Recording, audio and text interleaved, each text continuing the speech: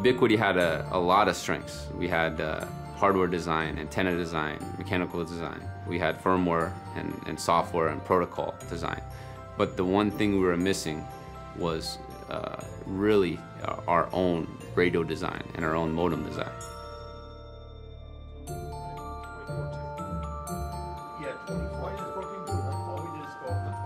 The group of guys that are here have been working together for about 20 years.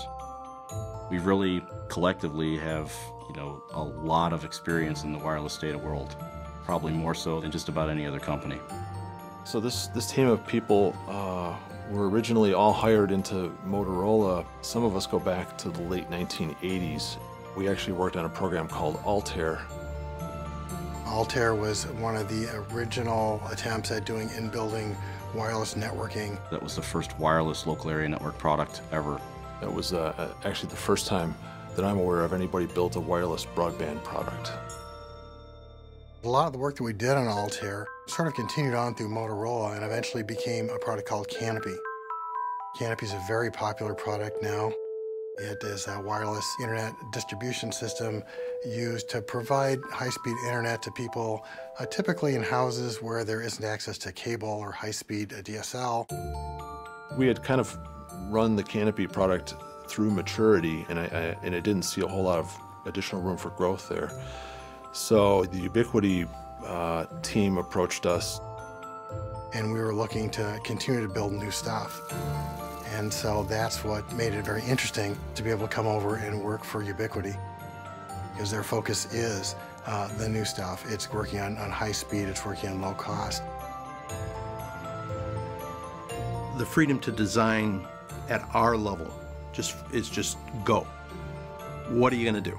And it's like a clean sheet of paper, start with nothing. We could build and design this product basically any way we saw fit. The idea was just to be the best we could.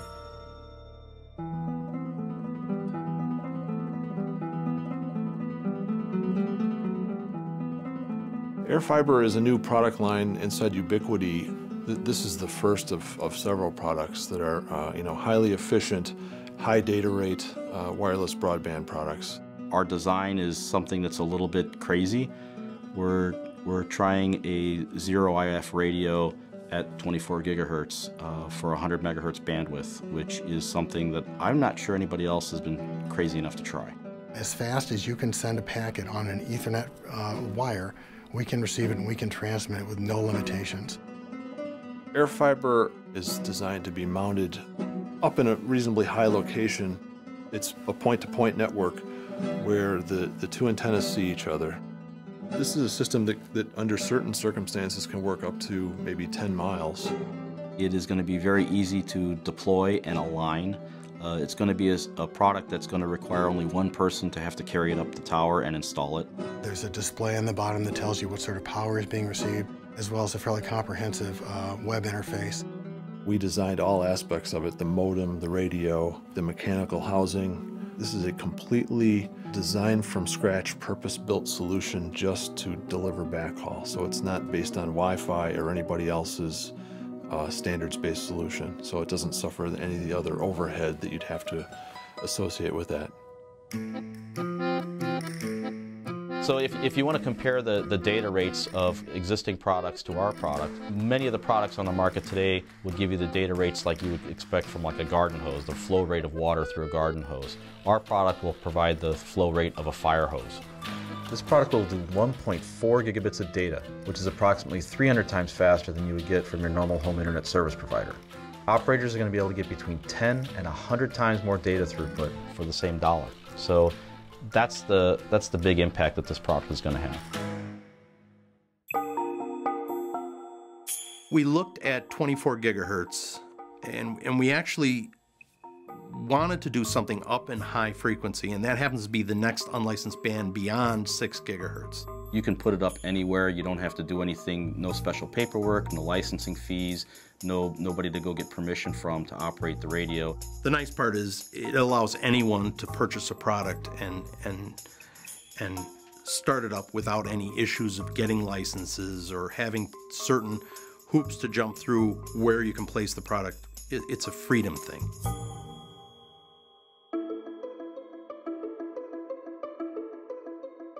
far as I know, nobody builds a modem with this level of sophistication. Most people, when they build a modem, commit to custom silicon that's very expensive, very time-consuming. It's also very rigid in its architecture. You can't reprogram it. And if you make a mistake or a customer wants to change a feature, it's locked in stone and it's too late once it's committed. We call this a modem, but there may be times when we can actually reload different software into it and actually change the identity of this piece of hardware on the fly. So it's programmable and it can be flexible and do basically whatever function you want it to do.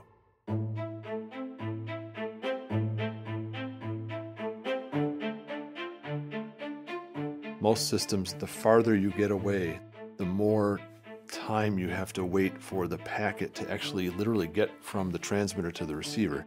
Even at the speed of light, when you're 10 or 20 miles away, it takes a long time for that packet to get there.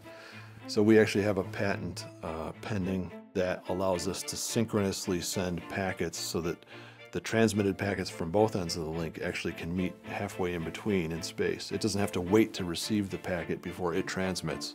They're both synchronized to global positioning in this case, and they can send packets simultaneously. In the developing world, there are many people who unfortunately have to will dig up the cables that go between various telecommunication centers trying to pull the copper for the scrap value. The scrap value of some of that copper, with the price of copper these days, could be more than a month's or 2 months' salary that normal people would have in those countries. When people are laying copper or they're laying fiber, the guy that's digging it up is not educated enough to know the difference between the two types of cable, and so he'll dig up the fiber cable, cut it, and then look and say, oh, it's not copper, and leave it and go. But the problem is he's just disrupted a significant amount of data traffic because he's cut that fiber. The nice thing about a wireless data link like ours is that you can secure both ends of the transmission link, and you don't have to worry about the mile or 2 or 5 or 10 miles in between. You don't have to worry about securing that and making sure nobody's digging up your cable, because there is no cable.